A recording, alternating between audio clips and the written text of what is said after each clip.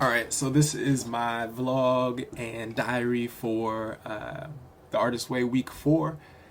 It's been an interesting one. This week, the focus was uh, reading deprivation, which means I couldn't pick up my phone and scroll on Instagram. I couldn't just mindlessly scroll through my emails and read newsletters and sales papers and pick up my New Yorker subscription, or read all the books that are on my reading list that I've been trying to pick up from the library.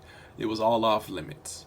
The focus was to limit distractions, limit intake and input from other people's creativity, and focus on being bored, having empty evenings where I couldn't fill them with that type of reading or scrolling or watching TV, and instead had to focus on whatever else came up, which a lot of it was like rearranging the room, cleaning out the closet, putting like picking up the little tasks that have started to pile up on the to-do list that also get in the way of making good work. Dropping away all those distractions, one of the things that Julia Cameron said in the book, that was that your evenings would become a vast savanna of adventure. And I feel like that really did happen for me a couple times. And I would just sit down on the floor in our bedroom and make new music, and or freestyle in my journal, or what is the most interesting thing I did? I feel like uh, we created a new seating area in our room, for example, during this week of reading deprivation. Um, I think it worked for me. In coming coming into week 5. Week 5 is now started. Um, being less restricted on some of those limits. I'm like, okay, now I'm really procrastinating for this project that I said I wanted to put out, like holiday songs. It's like 7 days until Christmas. That means I have a week to record, finalize, and master, mix, and put out this music. And so now the pressure's on, and I'm like, maybe it's time to turn back on the reading deprivation. Maybe it was definitely effective in getting me like over the hump on this project and really starting to conceptualize it, put words and lyrics and melodies behind all the things.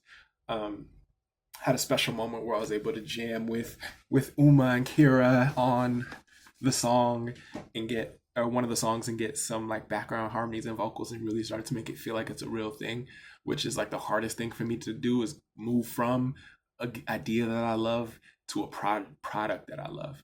And right now I feel like we have a good product, in that it's a song that I feel really moves me and feels right and true in my voice.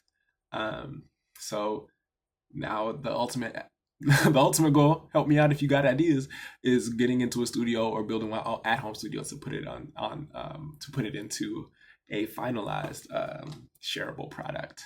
But we're also going to do caroling this weekend, so there'll be opportunities to hear it live instead too. Um, but yeah, it's been an interesting journey. I'm excited for week 5, where we're talking about self-sabotage. And I feel like this procrastination thing and this sort of inability to move from a great idea to a great product is some of my self-sabotage, where I'll start to, in the process of building something or creating something, doubt myself, put it off, not take it seriously, not invest time or energy or money into it.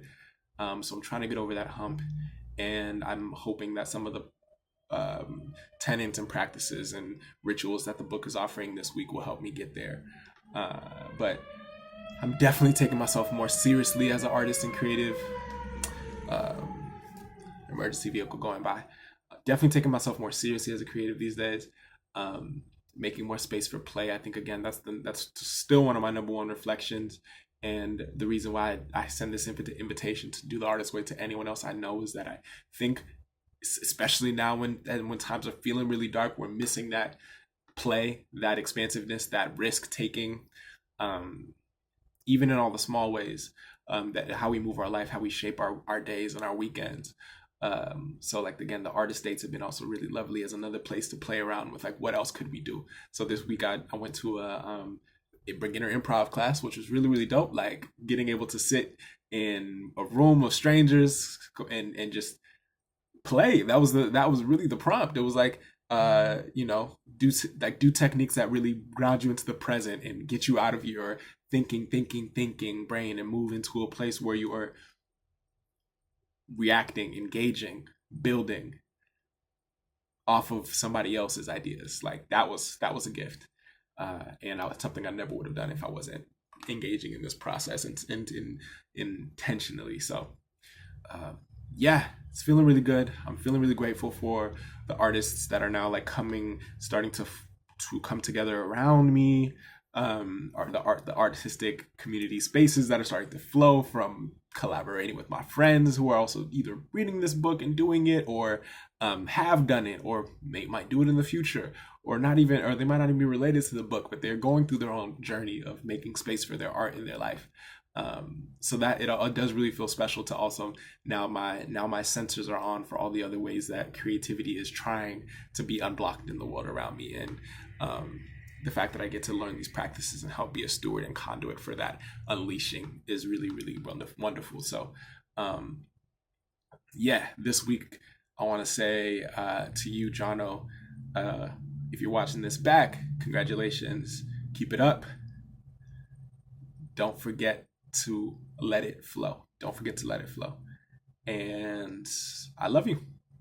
I'll see you in the next one. Keep it up.